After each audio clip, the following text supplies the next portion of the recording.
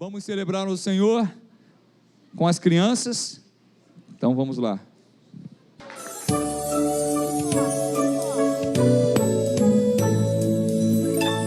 Cordeirinho da Páscoa, nasce pra mim amor, perdão e a salvação.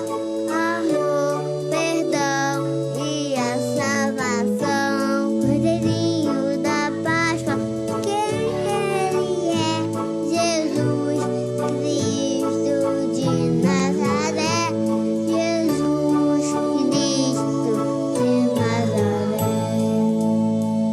O amarelo nos lembra as cores do céu, lugar preparado para quem for fiel. Mas entrou o pecado e nos separou, deixou tudo preto, escuro ficou. Deus envia Jesus pra morrer lá na cruz, lavando com sangue vertido na cruz. Branquinho, limpinho e alegre hoje estou, coração lavado, pecado tirou, pagando o preço, Jesus meu Senhor. Como árvore verde bem forte estou, raízes firmadas na rocha, o Senhor. Raízes firmadas na rocha, o Senhor. Cordeirinho da Páscoa, que trazes pra mim amor, perdão e a salvação. Amor, perdão e a salvação. Cordeirinho da Páscoa, quem ele é? Jesus Cristo de Nazaré. Jesus Cristo de Nazaré.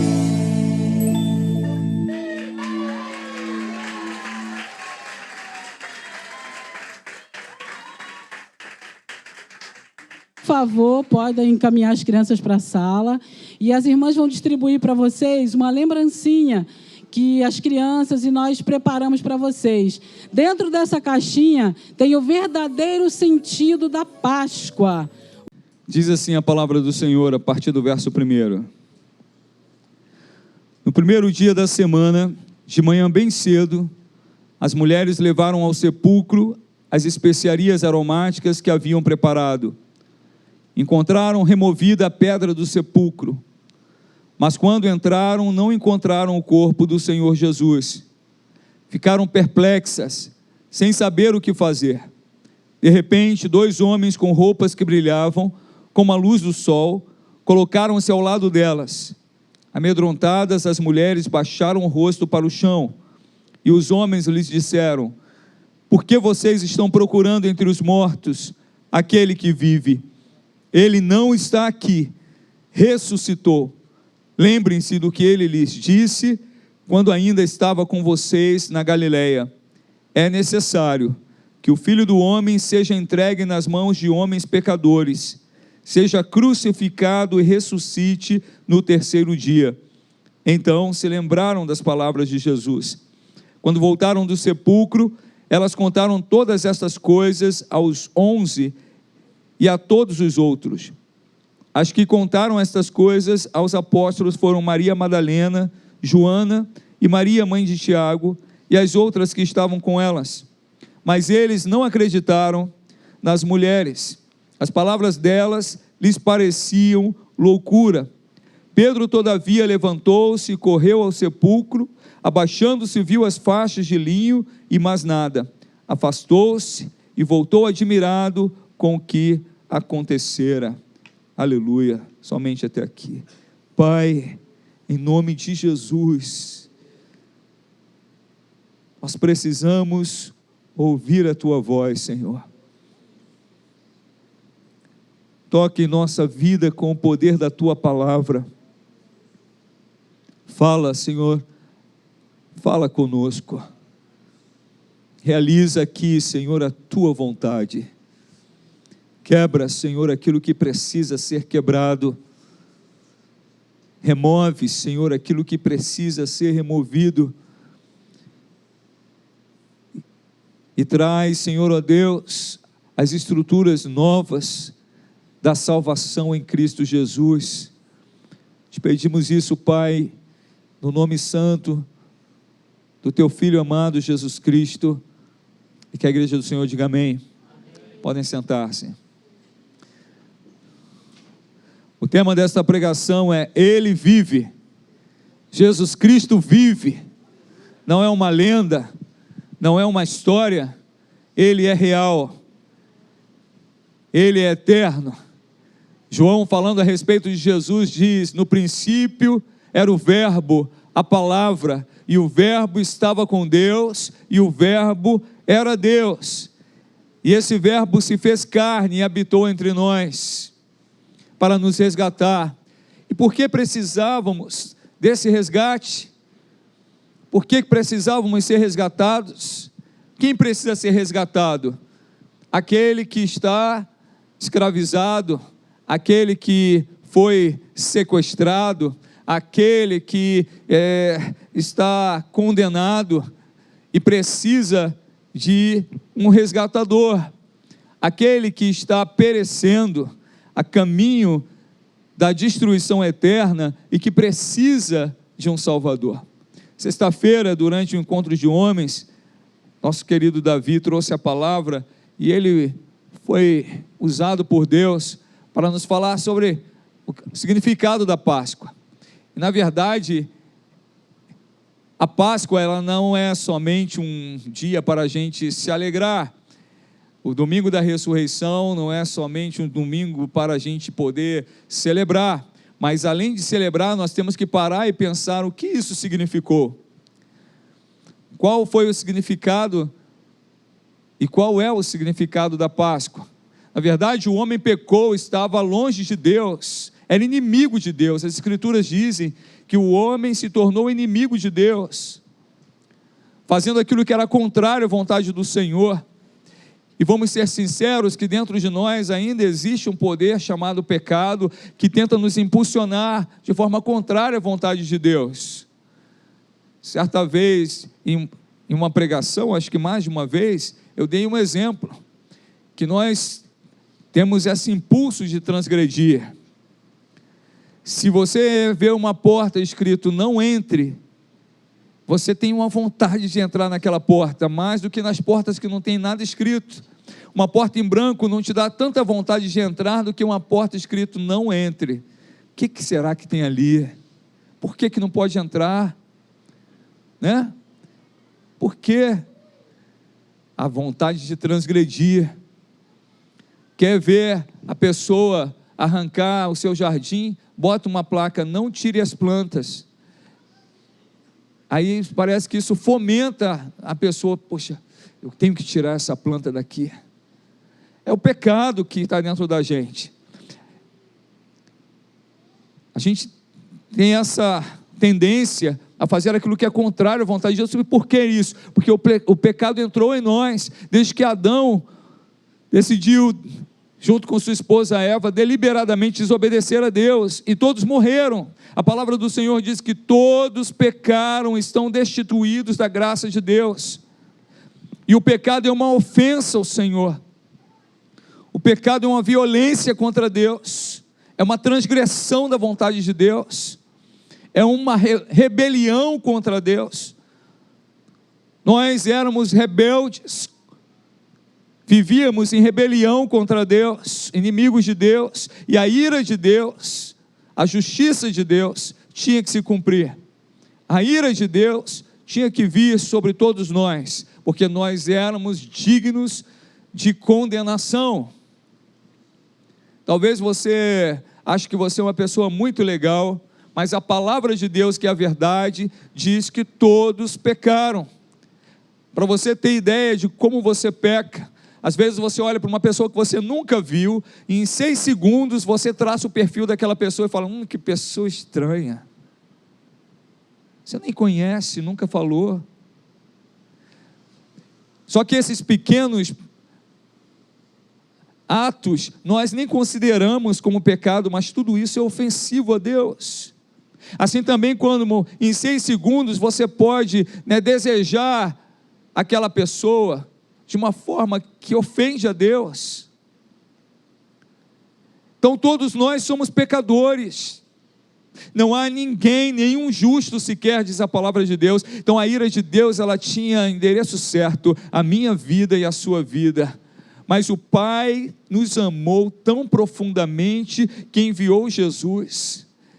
E como mesmo disse o Senhor através da vida do Davi na sexta-feira, o Senhor desviou a sua ira de nós sobre o Cordeiro de Deus, que é Jesus Cristo. E Jesus Cristo recebeu sobre si todas as nossas dores, toda a nossa condenação, toda a nossa miséria estava ali sobre Cristo Jesus. Jesus foi morto com requinte de crueldade. A crucificação é uma morte lenta e dolorosa. Só não durou mais horas porque o Senhor dos Senhores entregou o seu Espírito, cumpriu aquela missão e Ele mesmo entregou. Ninguém tirou a vida de Jesus, Ele entregou por amor a você. E Ele disse: Pai, em tuas mãos entrego o meu Espírito. E expirou. Mas antes de morrer, desde o seu nascimento, Jesus sofreu, se humilhou, para que a justiça de Deus pudesse ser cumprida nele. Sabe por que eu e você podemos estar aqui? Porque Jesus, Ele tomou sobre si a nossa condenação.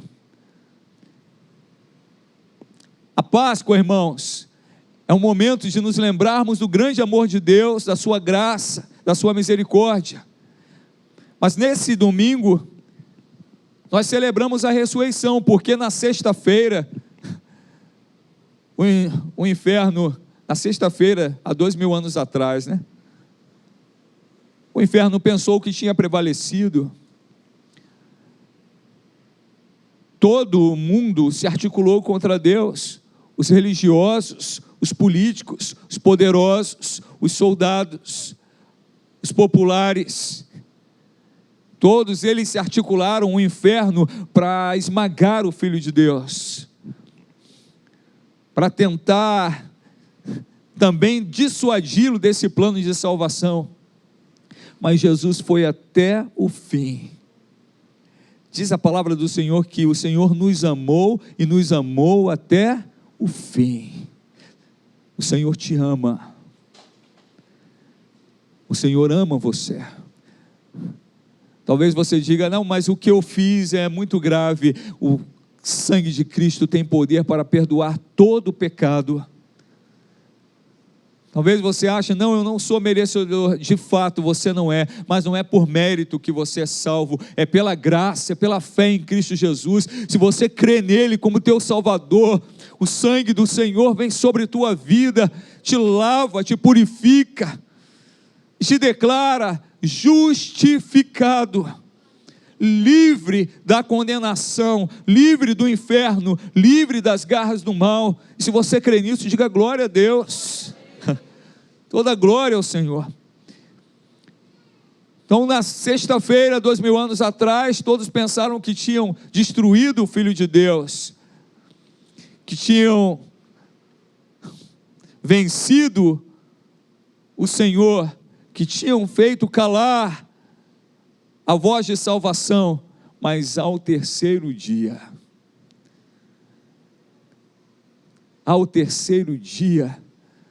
o Senhor Jesus venceu a morte, ressuscitou e vivo está. Glória a Deus por isso. Jesus ressuscitou, irmãos, Ele está vivo. Essa é a melhor notícia que o mundo já ouviu em toda a história. A melhor notícia que alcança homens de todas as raças é que o Filho de Deus, que veio nos salvar, Ele se entregou na cruz, cumpriu a justiça de Deus, realizou a maior expressão de amor de Deus por nós e venceu a morte e vivo está. O túmulo está vazio. O túmulo está vazio. A história da Páscoa não termina no funeral, com Maria com seu filho no braço, com José de Arimateia, colocando o corpo do nosso Senhor Jesus no seu sepulcro. Não termina com a ordem de Herodes para que uma guarda reforçada tomasse conta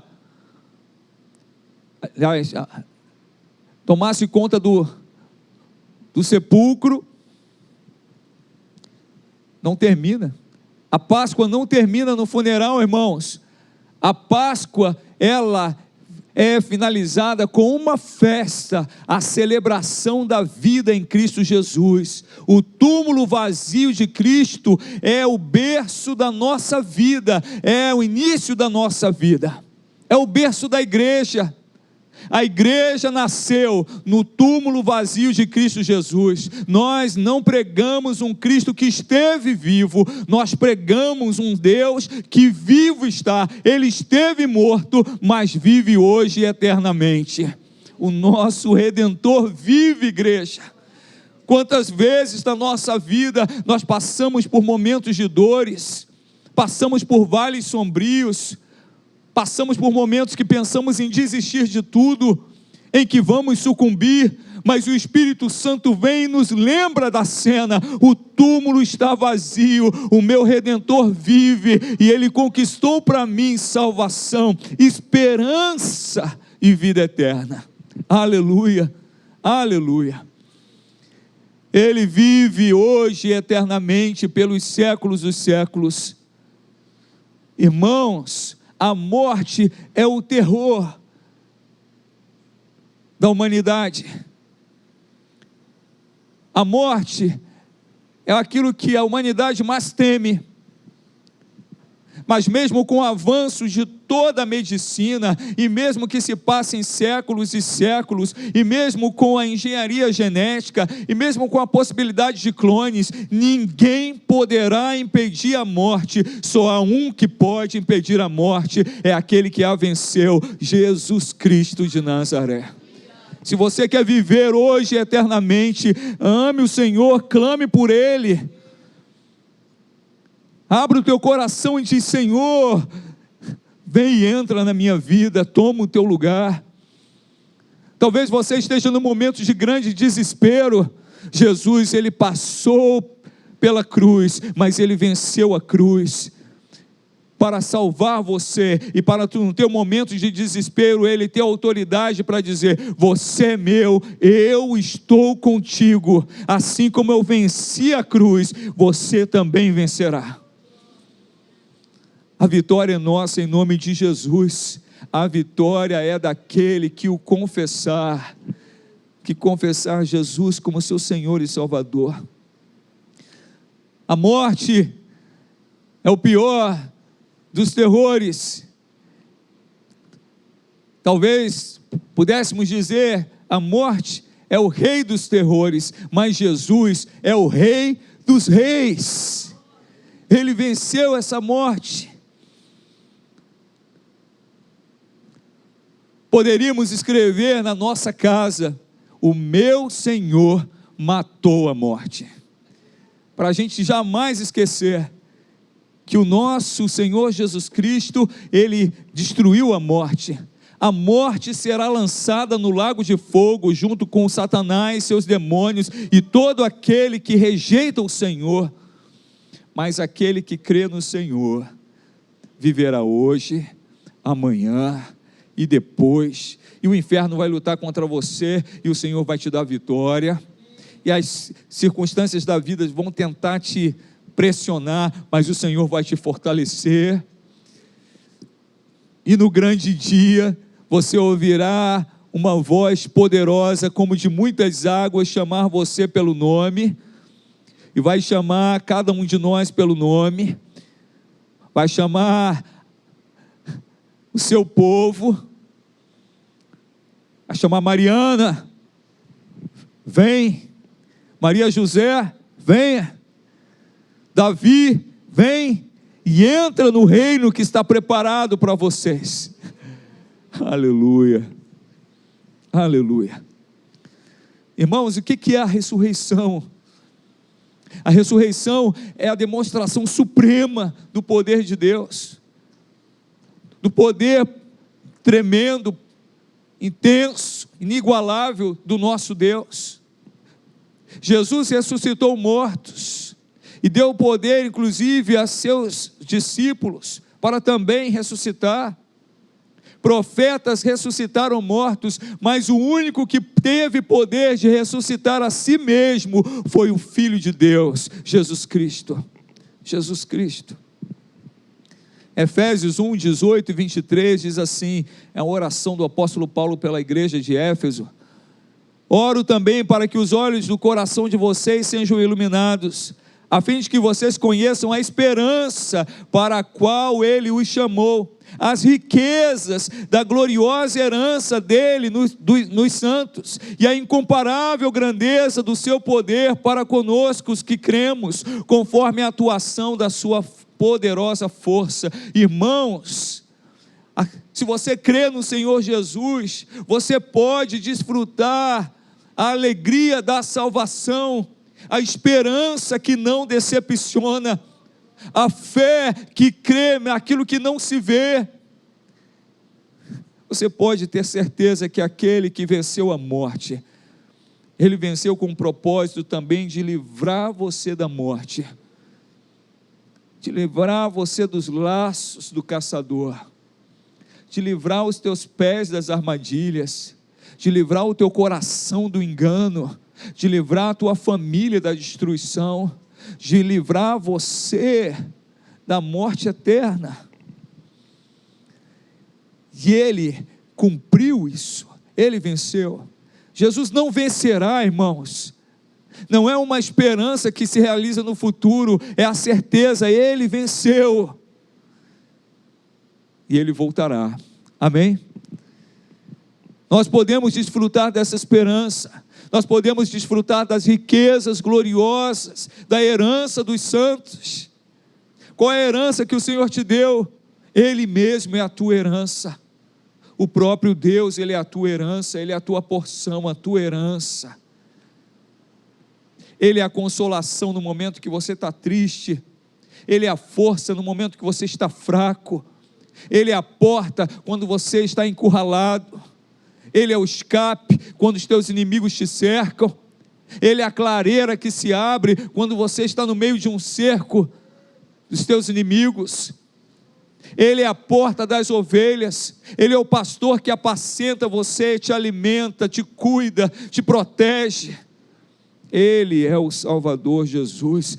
Desfruta da gloriosa riqueza, a gloriosa herança que está no Senhor. O mundo vai te oferecer algumas outras coisas, em bandejas de prata, como sendo saborosas demais, como sendo irresistíveis, como sendo boas, como sendo palatáveis, mas o único que pode te dar a herança da vida eterna é o Senhor dos Senhores, e não há herança maior, não há herança maior. Às vezes nós passamos por medos, por coisas que depois entendemos, poxa, por que eu sofri tanto, por que eu me angustiei tanto? O meu Redentor, Ele me ajudou, Ele me deu vitória. Sabe qual é a nossa maravilhosa graça e herança? É poder crer tanto no Senhor, que não vamos mais viver em angústia, em sofrimento, em dúvida, em ameaças. Mesmo diante de um cerco, nós vamos poder crer, aqueles que estão conosco são em maior número do que aqueles que lutam contra nós. Essa é a herança dos salvos em Cristo Jesus, herança dos salvos. Mas nós somos humanos e nós tememos. Certa vez eu sofri uma ameaça de demissão. Chegou o gerente, falou para mim: olha, pediram o seu cargo e vou ter que demitir você, porque entrou um partido novo aí no governo, e eu era contratado, e eles estão interessados nesse salário que você recebe. Aí ele falou: eu sinto muito, mas eu não tenho o que fazer. Essa ordem vem do palácio. Rapaz, naquela hora eu nem conhecia o gerente direito. Me veio... Sabe quando o Espírito Santo fala através de você? Eu falei para ele, olha, com todo respeito, era Braz o nome dele, com todo respeito, Braz, o sobrenome. Esta porta foi Deus que abriu, e só Ele pode fechar. Não importa se veio do palácio, o Senhor abriu essa porta. Aí ele falou, você não vai ficar com medo? Eu falei, não, eu vou confiar no Senhor. E eu falei aquilo, e depois, quando ele saiu, eu falei, meu Deus, o gerente, agora é que ele vai querer me demitir. Vai falar que é cara ousado. Depois eu fiquei sabendo, era desviado. Meses depois veio falar comigo, eu estou desviado, eu preciso voltar para Jesus. Irmãos, lança fora o medo. A raiz do maior medo é a morte, ela foi vencida. Tira do teu coração. A raiz de toda depressão é o medo, é a angústia. Lança fora. Outro dia comecei a orar pela igreja. E eu comecei a orar, irmão fulano está com problemas de ansiedade, irmã Beltrano está deprimido, irmão fulano, irmãos, muitos enfermos. E aí nos reunimos aqui com a liderança e começamos a clamar, Senhor, sara a igreja, lança fora dos nossos corações o medo, a ansiedade, a angústia. Tu és o nosso Senhor, Tu és o nosso Redentor, você pode viver a vida que Cristo conquistou para você. Creia nessa palavra, que Ele vive hoje e eternamente. Amém, irmãos? Então, no primeiro dia da semana, bem cedo, as mulheres levavam ao sepulcro as especiarias aromáticas. O que aquelas mulheres iriam fazer? Elas iriam embalsamar o corpo de Cristo, iriam cuidar do corpo, iriam colocar ali aromas, bálsamo. Elas estavam querendo cuidar do Senhor, mas não foi necessário. Segue a palavra e diz, encontraram removida a pedra do sepulcro. Em outro texto, na palavra de Deus, diz que um anjo veio e removeu a pedra. A pedra que significava o selo da morte, o selo da morte. Além da pedra tinha o selo do governador, que representava o império de Roma, o poder bélico, o poder político. Jesus Cristo venceu a morte e venceu todo o poder humano. Ele ressurgiu dos mortos. A pedra foi removida. E Jesus Cristo, Ele sim, Ele é a pedra angular. É nele que está baseada a nossa fé, a nossa vida. Se você tem baseado a tua vida em outra fé, em outra crença, ou até mesmo em você mesmo. Às vezes nós somos crentes no domingo, mas na segunda-feira a tua confiança está na força do teu braço. Não, porque eu vou fazer isso, vou fazer aquilo, e eu vou dar meu jeito, e eu vou dar solução para isso. Então, se você tem confiado muito na força do teu braço, eu quero te dizer, olha, seu braço é fraco. Seu braço é fraco, você não tem força. A força não está em você, a força vem de Deus, está em você, quando você depende do Senhor e diz, Senhor, Deus Todo-Poderoso, fortalece-me, eu baseio minha vida em Ti, Tu és a minha rocha, Tu és a minha segurança, Tu és a minha torre alta e segura. Amém? Encontraram removida a pedra do sepulcro, mas quando entraram, o corpo de Jesus estava lá, igreja? Não estava. O que Pedro encontrou? As faixas de linho. Se tivessem roubado o corpo de Jesus, iam desenfaixar ele? Não. As faixas de linho estavam dobradas. Jesus, Ele ressuscitou. não encontraram o corpo do Senhor Jesus, ficaram perplexas, sem saber o que fazer. De repente, 2 homens com roupas que brilhavam como a luz do sol, 2 anjos, colocaram-se ao lado delas. Imagina, a gente está aqui na igreja, de repente aparecem 2 homens com roupas brilhantes. Alguns iriam temer, outros iriam meter o pé, correr, né? Outros iriam dizer: eita glória, né? Então esses 2 anjos se colocaram ao lado delas, elas ficaram com medo e fizeram o quê? Baixaram o rosto. E eis a pergunta, irmãos: por que vocês estão procurando entre os mortos aquele que vive?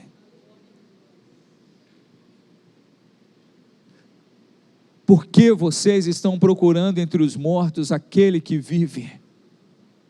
Por que você está procurando alegria onde não tem? Por que você está procurando paz onde não tem? Por que você está procurando nesse mundo a alegria da tua vida, quando só Jesus pode te dar a alegria verdadeira? Por que você está procurando entre os mortos aquele que vive? E os falsos credos, as falsas religiões fazem isso. Colocam uma estátua como representando aquele que está morto. E colocam naquela pedra, naquela estátua, naquela figura, a sua fé, tentando ocupar este vazio que existe dentro do homem. Este vazio só Jesus pode ocupar, só Ele pode completar. Para de procurar vida fora de Jesus, porque não há. Para de procurar solução para os teus problemas fora da presença de Deus, porque não existe. Para de procurar o que está te faltando. Por que tanta angústia e ansiedade buscando alguma coisa? O que está faltando a você? Vive murmurando, reclamando do que falta, choramingando, dizendo que está com falta disso, daquilo outro. Busca o Senhor, se alegra nele, clama por ele, confia nele, e tudo o que você precisa, ele vai te dar. Ele é fiel, irmãos. Por que vocês estão procurando entre os mortos aquele que vive? Como nós somos tolos, conhecemos aquele que vive, e mesmo assim chafurdamos na lama a busca de podridão, quando na verdade temos o banquete do rei diante de nós. E os anjos mesmo responderam: ele não está aqui, já ressuscitou. Aleluia, aleluia. Jesus venceu a morte, vivo está. Ele ressuscitou. E os anjos começaram a lembrar aquelas mulheres a palavra de Deus, e disse a elas: olha, lembre-se do que ele lhes falou. E nessa manhã eu quero, em nome de Jesus, falar exatamente isso para você. Lembre-se das promessas de Deus para você. Lembre-se da palavra de Deus. Lembre-se dos propósitos do Senhor revelado em sua escritura para você. Lembre-se das palavras do Senhor, porque por vezes nós estamos procurando Jesus onde Ele não está. Estamos procurando alegria e vida onde não há. E precisamos parar e nos lembrar do que Jesus nos falou, das promessas dele para nós. Eu sei que entre nós há pessoas que chegaram aqui tristes,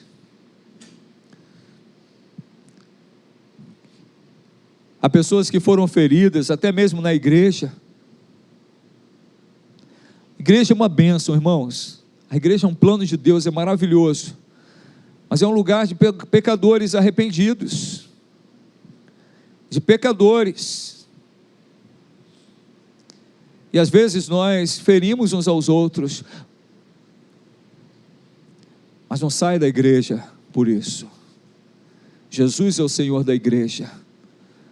Você vai abandonar todo o bem que o Senhor te deu, toda a graça que o Senhor te deu, todo o propósito que o Senhor revelou para você, por causa de um desentendimento com outro irmão? Você acha realmente que todos que estão aqui são perfeitos e que nunca vão errar com você?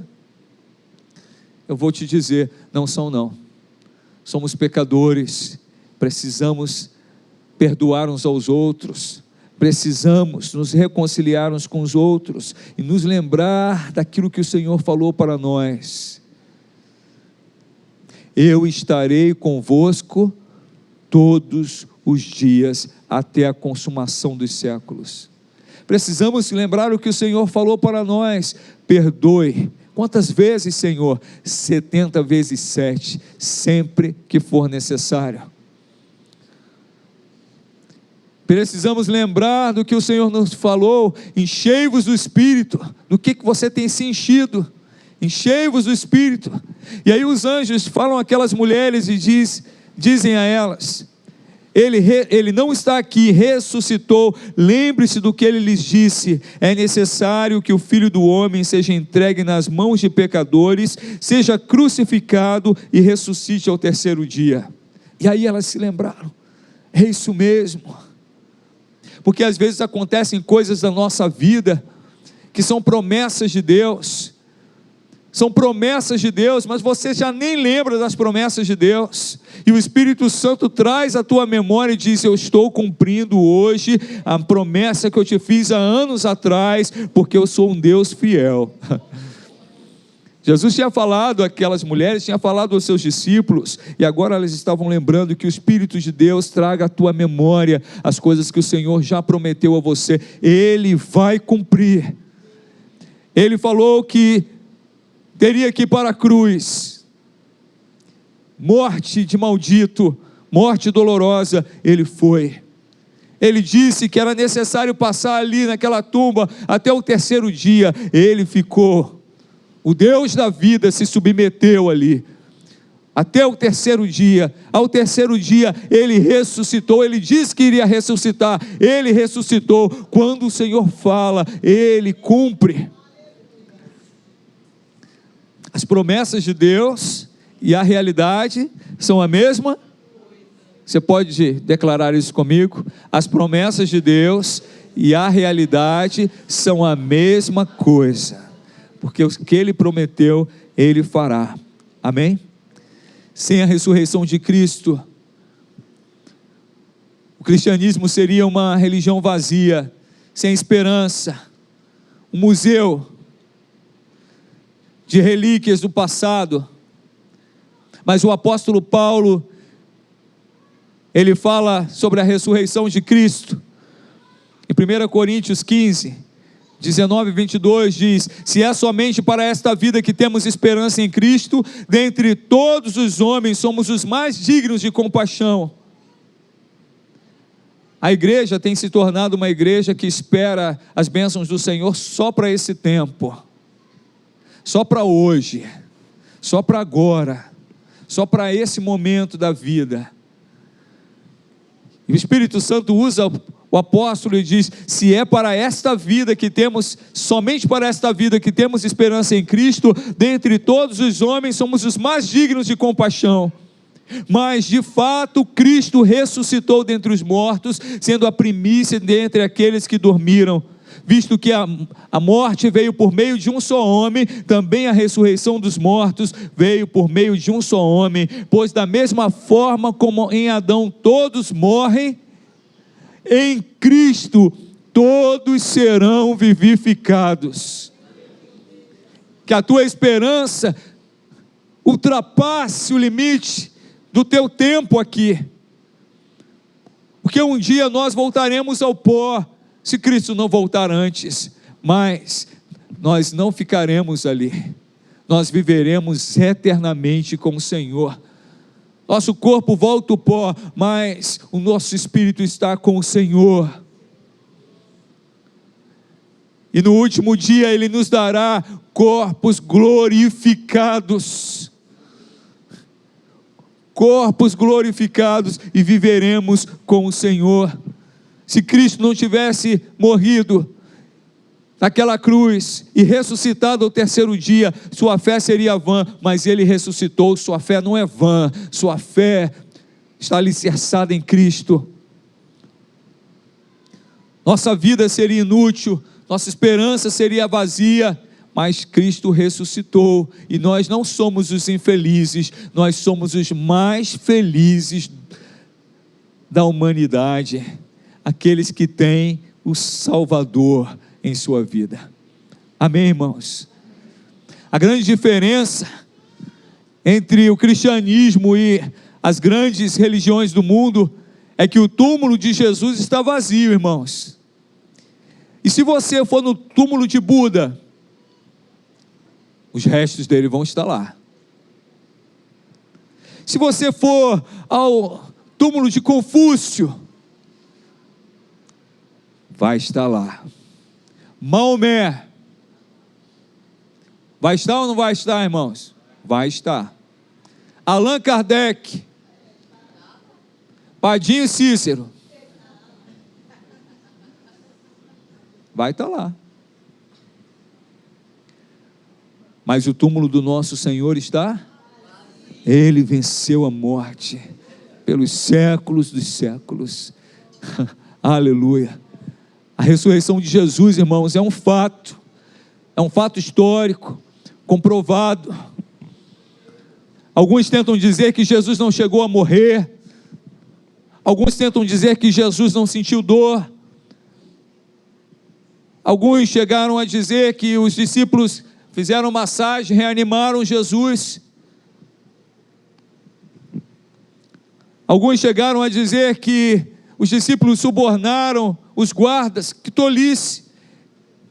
Que dinheiro poderia subornar aqueles guardas, se o próprio governador tinha dado uma ordem expressa? Era uma questão de segurança nacional para eles, era uma questão de Estado. Jesus, Ele esteve ali no sepulcro, mas Ele tem todo o poder e toda a autoridade. E assim também um dia nós estávamos mortos, mas Jesus, Ele entrou na nossa tumba, removeu a pedra pelo seu poder e disse: sai, eu te salvo você.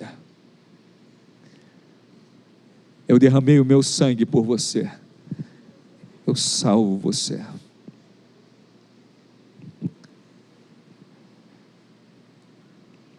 Nem os discípulos acreditaram quando as mulheres chegaram testemunhando.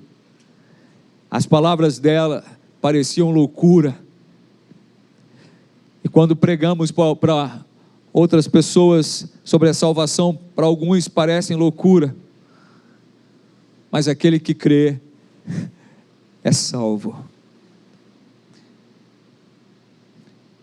Às vezes o Senhor, Ele tem falado contigo através da palavra de Deus, e você está fazendo igual os discípulos.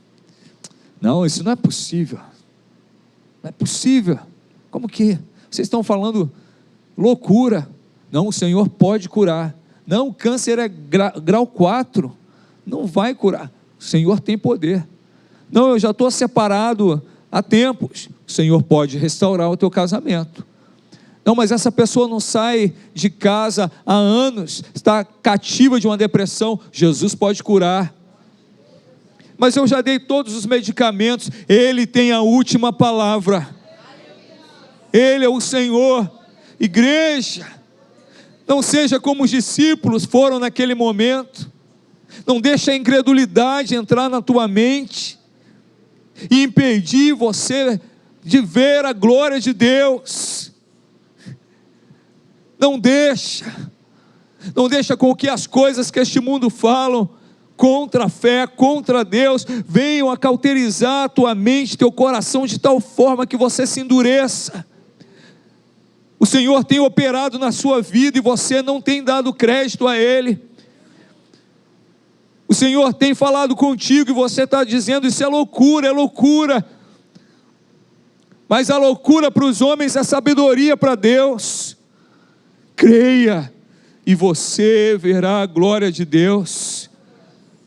As mulheres creram. Pedro saiu correndo. Tomé, nem depois dos discípulos falarem para ele: Tomé, Jesus esteve aqui, ele ressuscitou, as portas estavam fechadas, ele entrou e disse para nós: Pai seja convosco, e soprou sobre nós o Espírito Santo. Nem assim Tomé creu. Duro na queda aquele homem. Pois Jesus, uma semana depois, volta. Tem um encontro com Tomé. Assim como ele está aqui nessa manhã com a gente. Ele tem um encontro conosco. E ele não vai zangado contra Tomé. Ele vai com graça e misericórdia. Ele vai ressuscitar algo que tinha morrido dentro de Tomé, a sua fé. Ele que ressuscitou dos mortos, pode ressuscitar a tua fé também. Ele que ressuscitou dentre os mortos, ele pode ressuscitar a tua santidade também. E quebrar essa corrente que ainda te prende ao pecado, ao mal. Ele que ressuscitou dentre os mortos, pode ressuscitar a tua alegria também. Ele que venceu a morte e ressuscitou, ele pode ressuscitar a tua paz também. E tirar de você essa apreensão, essa angústia, esse medo. Pois Jesus entra ali. Sabe que Tomé vai estar ali. Aparece e diz a Tomé: Tomé, vem cá, toca aqui na minha mão. Meu Deus.